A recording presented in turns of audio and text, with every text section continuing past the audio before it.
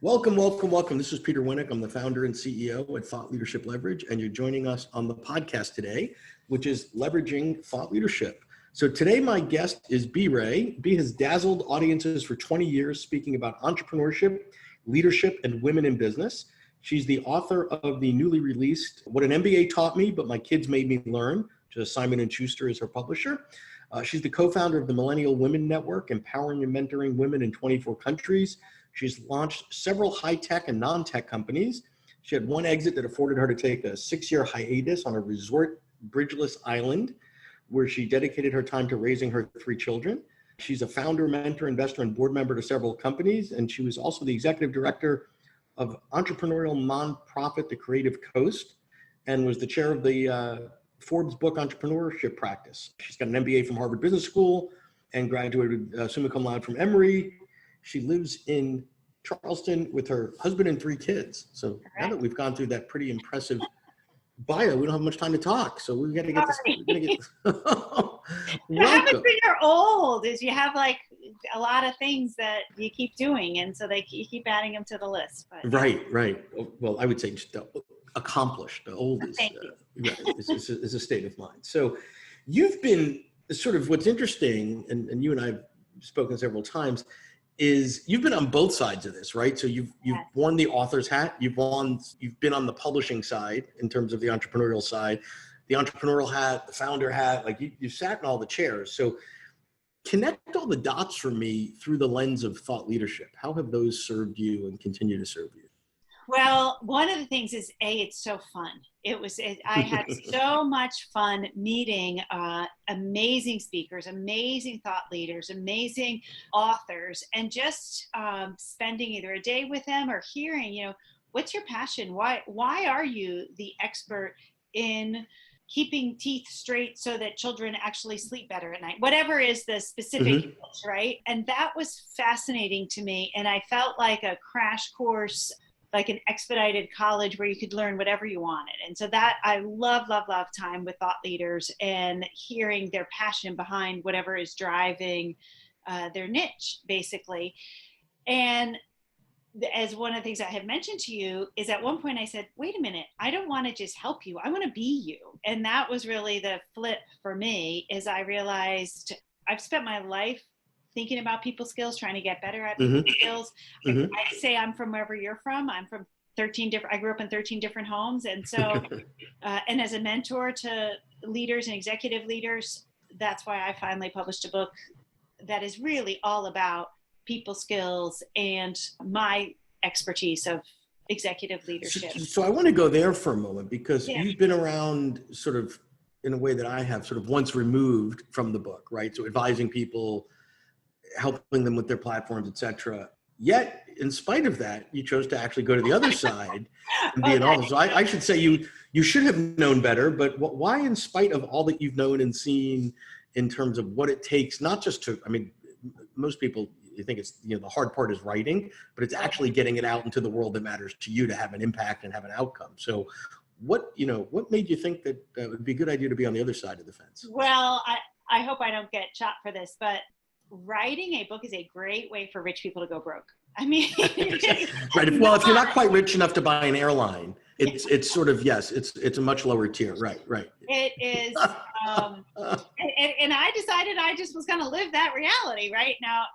Luckily I've already been broke, so I didn't need to add that to my list of things to do, but I do know exactly what you're saying in spite of what I have seen, because I have worked with really hundreds of people who were thinking about writing a book. What I've learned is it takes about 3 years for the average person to write his or her business book, which is why many condense and get help from people like you and get ghostwriters. And only about a third of the people actually finish. And so, because they go back to whatever it is they're doing that is so great, that's actually paying the bills. Sure. And so there are many opportunities to jump off of that train. Or under it. Right. That's a good way to put it. I had an experience, it was actually only last December, and I was always saying to me, I was already a keynote speaker, and it's of course a COVID thing of the past, it seems, but right, remember that. I was speaking to audiences of 200 to Mm-hmm. 900 people and building a little bit of a living that way. Yep. And I loved it. I loved writing for blogs or doing a little Mm-hmm. bit of writing. I loved speaking. I loved the challenge of saying, not here's my canned speech, but what do we need to focus on in front of this audience to really move the needle and make this event successful? Coming up with that puzzle was so fun. Until one day when I gave a keynote speech that was supposed to be around 200 people, they tripled and had 600, and they said, I don't want to lose intimacy.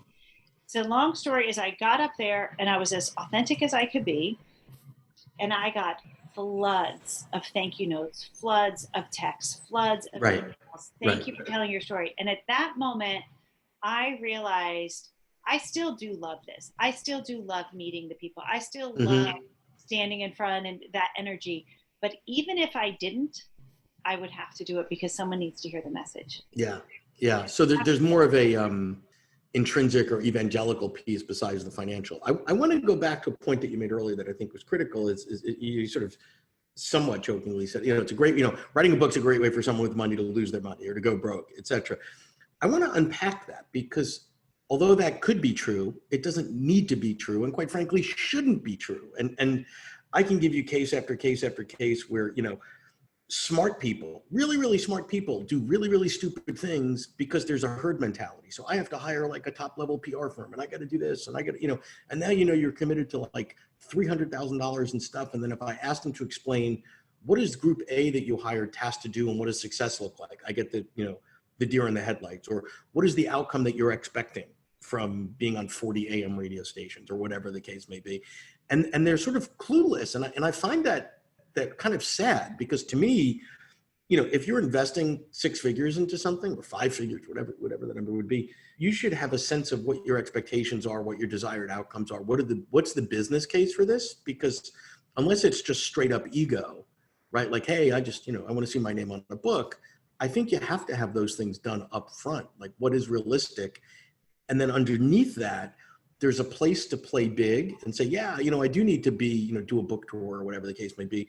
More often than not, the reality of a book is really being deliberate and thinking about if I got this in the hands of the right 100 people, 200 people, a small manageable number, that could be a game changer for me business-wide. So play with that a little bit with me in terms of, let's talk about how not to go broke.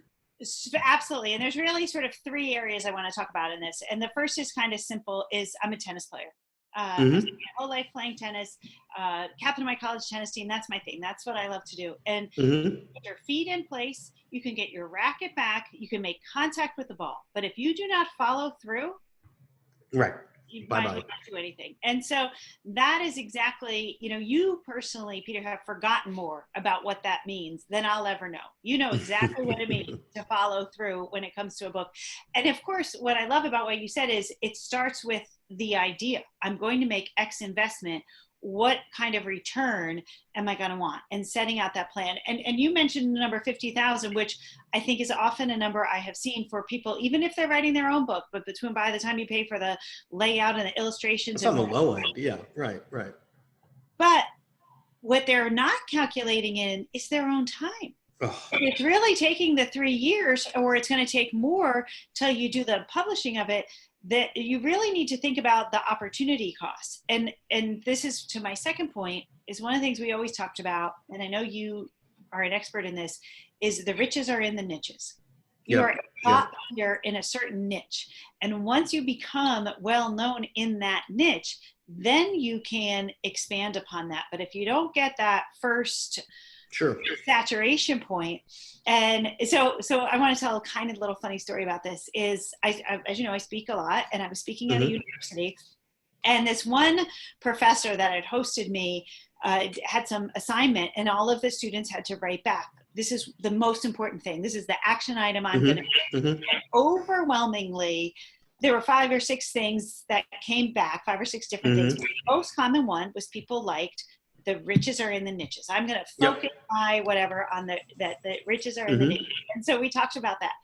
But one guy, this is what I love, how the most successful things I've ever done in my life are often mistakes. And this is one example, is this guy wrote back and he said, I loved when you said the riches are in the ditches. I never even thought that. And I certainly didn't say it. But it was so funny because I laugh with my sister because she and I have shared some financial burdens at times. I'm like, if Right. only we thought to look in the ditches, there would be our millions of dollars. Right. Send them a pickaxe or right. If you're enjoying this episode of Leveraging Thought Leadership, please make sure to subscribe. If you'd like to help spread the word about our podcast, please leave us a review and share it with your friends. We're available on Apple Podcast and on all major listening apps, as well as at thoughtleadershipleverage.com/podcasts. I want to touch on I think, a couple important points you made. And the riches are in the niches. We talk about that in the context of being really clear around who your client avatars are. So who are you writing this book for? And don't tell me leaders or managers because I'm going to throw up, but get really, really specific. Founders, second generation CEOs and family-owned businesses that are growing compounded annual rate 20% a year in the trades. I love that because I can find it, I can do it, I know how to work with it. Leaders of companies, I don't know what that means. Like that is so useless, right? The other piece, and this I think is critical, is this opportunity cost piece. So I remember I was speaking at a business book award event a couple of years ago, and I had 50 people that just won a business book award for their business book. So these are obviously the better of the pool of business books. And I said, show of hands for the last, call it a year, 9 months before the book, and then 3 months release, whatever. Talk about the last year. What percentage of your time was spent in book-related activities, either writing, thinking about it, marketing, blah, blah, blah, blah, blah. And the number was somewhere like 65, 70%. And then I said, great, what percentage of your income in the last year came directly from the book sales? And it was like 5%. So I said, do you see the problem here? If I said to you, here's, if you made whatever, 100 grand last year for 5 grand, can I have 3/4 of your time? You tell me to go pound sand, but you're all doing it for yourself, right? And, there are other reasons to write books besides money. If you just need to get the message out there, if it forces you to codify your thinking, whatever. But strictly from a financial perspective, people don't sort of think about that opportunity cost. And it's not just the check that you wrote, but you can usually get the money back. Most of us are smart enough to earn it back. I can't get back 9 months of my life. I can't get back a year of my life. And the people who are doing that have all sorts of staff around them because they know, hey, I'm not the best project manager. I'm going to hire a project manager. I'm not the best executive assistant. I'm going to hire an executive assistant. Well, the same is true with marketing your book and getting it into a bookstore and leveraging that thought leadership, which of course I don't need to tell you, but it's much better to save your 65% of your time and let someone who's really great at leveraging your thought leadership set that in motion. Peter, you can't sit in and be your podcast guest for you, but you could do the other stuff that helps. Well, no, and I agree. I mean, there's things that only you can create new content based on your platform. 10,000 people can manage your social media. Only you can go do that keynote. Only you can sort of be the guest on the podcast. And I think what happens is the list of what are the things that you're doing and what are the things that only you can do, are never put together. So let's have some fun. Do me a favor and buff some myths for me. So let's pretend that I am not as brave as you and haven't written a book yet, right? Slap some sense into me and tell me these are the things I need to think about or should be thinking about, or if I haven't answered these questions, put down the pen or the keyboard. Oh, goodness gracious. Okay. So I'm supposed to answer to you what you need to think about. Well, just, yeah. I'm I'm always like the cranky one saying, don't do that. So I want somebody else to. Well, the first thing I've always asked, and I had to ask myself, is why, right? So we've sort of danced around this a little bit. So why are you writing your book? What does success look like for you? And definitely for whom? For whom are you writing this book? And I think if you can get some clarity around those things, everybody has a great story. And of course, your story is great. And that's the first thing people want to tell me. But it is not the case that, so I used to help people sell software. I ran a software escrow firm, and we held on to the source code. And what we ended up really doing is helping new software developers basically sell their products. And the thing that we always said was, your product is great. Your system is great. However, no one is going to drive up like Burger King and have you hand it to them outside of the window, right? Like this is just not what's going to happen. You've got to drive through for cloud software where I'll have fries with that and a we database management system. Down people that were great technologists, but they hadn't thought about how do I get it into the hands of the right people. Well, that whole sales and marketing thing. Oh, yeah. So it's not build it and they will come. Right. Those 10 years of me trying to help people sell great software where they hadn't made connections with who could use it is very similar to how are you going to get get your book in the right hands. And so there. Well, we'll go back a half a step though. I want you to go back a half a step. You mentioned sort of a couple of pieces to think about, right? Who you're writing it for and all that other stuff. I think the other piece, quite frankly, and it's a difficult conversation we have with clients is, well, why the hell would anyone listen to you? Right? Based on that topic, right? So if you've been married 7 times, you're probably not the guy or gal to talk about, how to build a wonderful marriage, right? Like if you've never built a business, why should I so to me, it's like, okay, what is it that's unique about you, your story, your experience, your life experience, your business experience, whatever, that give you, if not just total gravitas or credibility, at least a unique angle as to, that's an interesting perspective. For sure. Yes. So that is a very important question. And are you asking it of me? No, I'm in general. In general, yeah. The answer, of course, is that I'm a wonderful mother. Yes. and yes, well, of course. Right.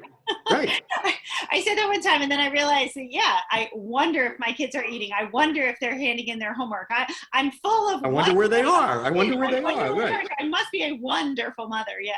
Remember that the public service, it's 10 o'clock. Do you know where your children are? Now, right? So interesting. Any other things? Because I love sort of the tracking of where you're going with things that we should be thinking about before making that investment of the book. So I think it's really important for me in that first one, the why and the return. If we're talking really just about money, what I found is it's different levels of people. And it usually is tied to what's the average dollar value of your service.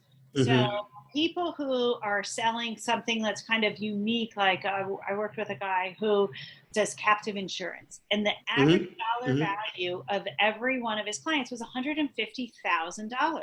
It's a big ticket. This guy invested $200,000 in having someone help him start his book and doing some investment, and it was the best investment he could ever make because he had to get it in the right hands of 10 people, and he more than made money. 8x his money. It was beautiful.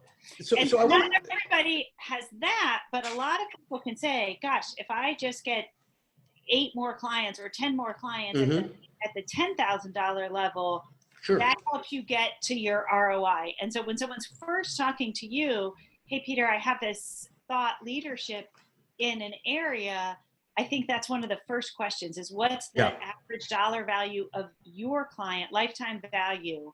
What does it mean to get one? Well, and I think the other side of that equation is there's a disconnect between the publishing community and the author community. Several disconnects, but one is publishers, be they traditional or non-traditional, whatever, tend to think of books as seasonal items. So that's a spring 2022 release or whatever it is. So we'll think about it for about 90 days and then we go on to the next thing and the next thing and the next thing. And I think for most authors, thought leaders, particularly on the business side, you should look at your book with as a capital investment with a 5 to 7 year amortization schedule. So your example of the gentleman that has a $150,000 average ticket, he's not in a high volume business, right? He's not probably getting 20 new clients a month. He might be getting 20 new clients a year. So if he said, I'm going to spend 200 grand, I'm going to amortize that marketing cost over 5 years. That's $40,000 a year. I need a third of a client a year to break even. Now you go, wow, okay, wait. All right. So how could I not get a client a year? Or, realistically, 2 clients a year, 7 years, that's 14 clients. That's a 10X of my money. Now that makes sense. But I think as business people, we have to push back on our publishers because they're not going to necessarily be on your team in year 3, 4, 5 at the level they are in year 1. Does that resonate? It absolutely does. And I did choose and get lucky enough to be able to traditionally publish. Not everybody wants that. And it doesn't make, 5th grade math sense for a lot of people when it's business book, and it's used as a way of opening a door, or, there's nothing more powerful than to say, hey, I met you last week at this event. What we were talking about, I've written in my book, I've put a marker on page 26 for you. Sure. I mean, there's nothing more powerful than that kind of follow-up when you are indeed the thought leader in the area. But oftentimes that's more easily done with self-publishing.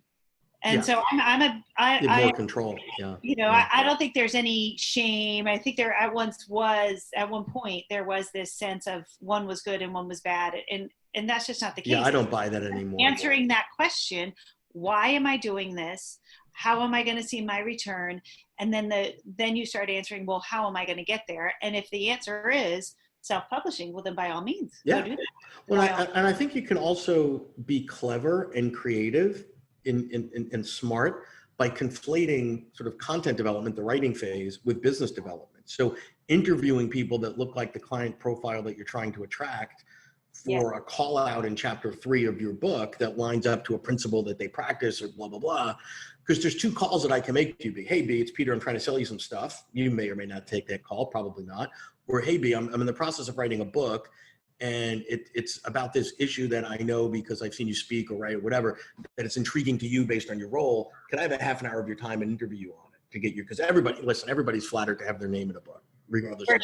For sure. It's great. And in a sense, all of those pages, 200 pages, are real estate. So my personal book is much more sit down and I'm going to chat with you over a cup of coffee as if you're at my home, and we're going to talk about my MBA experience and business experiences. But I did once write a column for a local newspaper. And one of the things that I loved doing was, in my mind, thinking of at least 3 pieces of real estate every single entry. So every column, every other week, I was thinking, who am I featuring in my community? And I would just tell a story that wove into what we were talking about. But it was so powerful. They all loved it. Of course, they got more and more people to the nonprofit we were running. They got more engaged. The rest of the community loved it. The newspaper really loved it because it got people involved. And it was just a little sort of a mental matrix that I was like, that's fantastic. That's feature today. Well, in real estate, by definition, it's about location. It's about scarcity. And I think oftentimes you think that people don't apply that rigor when it comes to the book. Say, well, that's valuable. I've only got 40,000 words or 240 pages. Like, how do I make the most of it? And not to dilute what you're trying to say, communicating your story and your methodology and your frameworks. Well, this has been great. We could chat for hours and we will on another day, but this has been awesome. Go check out, it'll be in the liner notes. Bee's book will be on Amazon, Barnes & Noble, all the normal suspects. And I appreciate your time today. Thank you so much for joining us. Thank you, Peter. Great to be with you. To learn more about Thought Leadership Leverage, please visit our website at thoughtleadershipleverage.com. To reach me directly, feel free to email me at peter@thoughtleadershipleverage.com.